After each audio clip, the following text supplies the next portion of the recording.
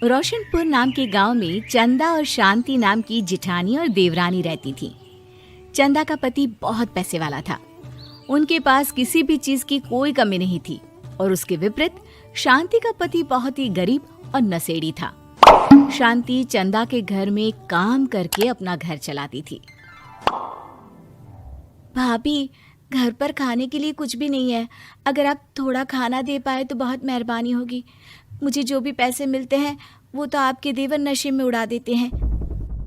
ये तुम लोगों का ना रोज रोज का ड्रामा हो गया है। अब देवर जी कमाते नहीं है तो मैं क्या करूं?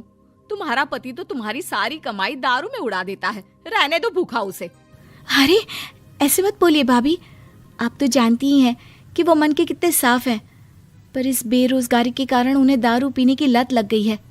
अरे अपना ये रोना गाना बाद में कर लेना, पहले काम निपटा ले घर का। मेरा और टाइम खराब ना कर। जा गेहूं पीस ले, फिर तुझे कपड़े भी धोने हैं। शांति रसोई घर में जाकर गेहूं पीसने लगती है। पीसते पीसते कुछ गेहूं वहां कपड़ों में गिर जाते हैं, जिसे देखकर उसके दिमाग में एक आइडिया आता है। क्यों ना ऐसे ही थोड़े गेहूं मैं अपने पल्लू में बांधकर घर ले जाऊं, फिर एक बर्तन में जमा कर लूंगी और उसे पीसकर रोटी बना लूंगी।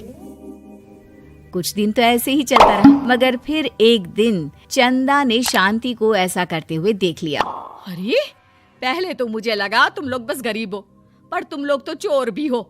चोरनी कहीं की। मुझे तो लगता था तू गेहूं पिसती है, पर तू तो अपने पल्लू में गेहूं छुपाकर ले जाती है। निकल मेरे घर से। मुझे माफ कर दो भाभी, हमारे पास खाने के लिए एक दाना तक नहीं था, इसलिए मुझे ये सब करना पड़ा। अरे तुम लोग मेरे रिश्तेदार हो, इसीलिए दया कर कर तुझे मैंने अपने घर पे काम पर रख लिया, पर तू और तेरा पति हमारे खानदान का नाम मिट्टी में मिलाने पर उतारू हो चुके हैं।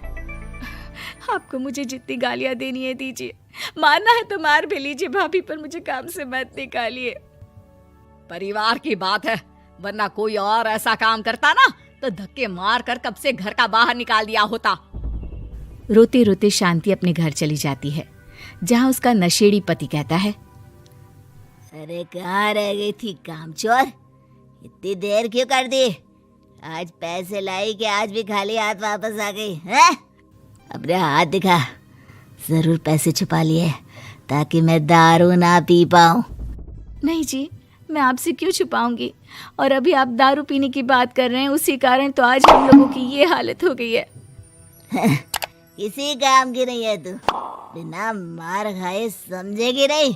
रख, अभी तेरे होश ठिकाने लगाता हूँ।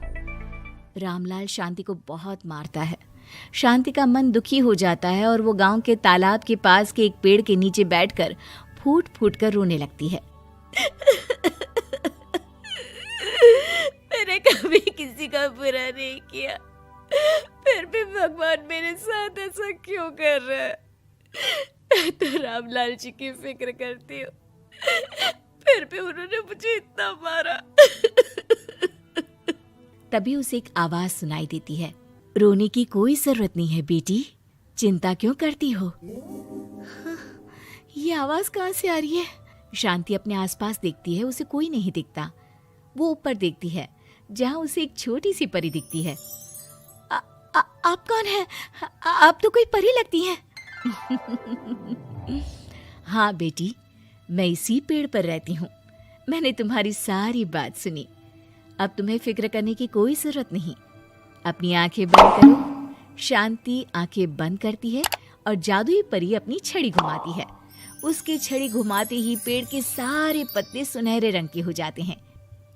परी उनमें से एक पत्ता तोड़ लेती है और फिर से अपनी छड़ी घुमाती है, जिसके कारण सारे पत्ते पहले की तरह साधारण से दिखने लगते हैं। आंखें खोलो बेटा।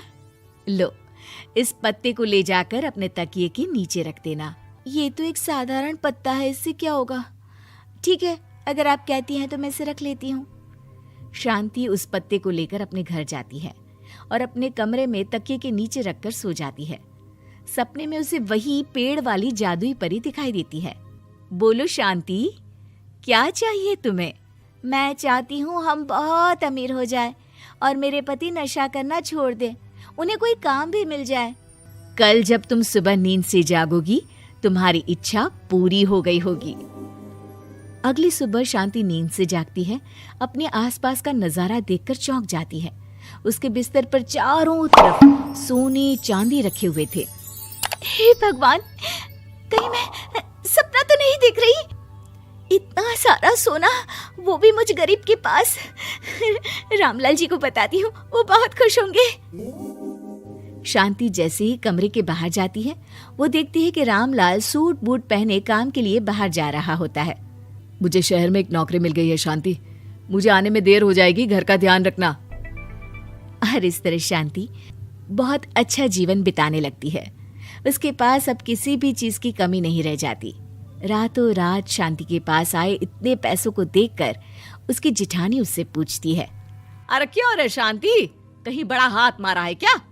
अचानक तुम लोगों के पास इतना पैसा कैसे आ गया? नहीं नहीं भाभी, ये सब तो जादुई परी के दिए हुए पत्ते का कमाल है। शांति जादुई पत्ते के बारे में सारी बात चंदा को बताती है, जिसे सुनकर चंदा के मन में लालच आ जाता है और वो झूठ मूठ रोते हुए उसी पेड़ के नीचे जाती है जहाँ उसकी रोने की आवाज सुनकर जादुई परी कहती है, क्या हुआ बेटा, क्यों रो रही हो? मैं बहुत गरीब हूँ, मेरे पति मुझे बहुत मारते हैं, अब मैं जीना नहीं चाहती। चिंता मत करो बेटा, अपनी आंखें बंद करो। जादुई परी चंदा को भी उसी पेड़ का एक पत्ता देती है और तकिए के नीचे रखने को कहती है। चंदा उस पत्ते को लाकर अपने तकिए के नीचे रख लेती है और अगली सुबह जब उठती है तो उसके कमरे में चारों तरफ सांप बिच्छू रहते हैं। अरे बचाओ बचाओ, कोई मुझे बचाओ, ये कैसा पत्ता है जिसे लाने के बाद उस गरीब शांति के पास तो इतना सारा सोना आ गया, और मेरे चारों तरफ ये सांप बिच्छू, अरे कोई बचाओ। चंदा अपनी जान बचाती हुई शांति के पास जाती है। चलिए भाभी, मुझे लगता है आपके घर में सांप बिच्छू को बस जादुई परी ही हटा सकती है। दोनों मिलकर जादुई परी के पास जाते हैं। ये सब तुम्हारे बुरे इरादों का नतीजा है चंदा। तुम झूठ मूठ बस पैसे के लालच के कारण यहाँ आकर रो रही थी, इसीलिए तुम्हें जादुई पत्ते ने उसकी सजा दी। अरे मुझे माफ कर दीजिए जादुई परी, मेरे मन में लालच आ गया था। अरे शांति, तुम भी मुझे माफ कर दो, मैंने तुम्हारे साथ बहुत गलत किया, फिर भी तुम मेरी मदद के लिए आई। चंदा को अपनी गलती का एहसास हो जाता है, इसलिए जादुई परी उसके घर से सारे सांप बिच्छू को गायब कर देती है। चंदा और शांति आपस में मिलजुल कर रहने लगती हैं।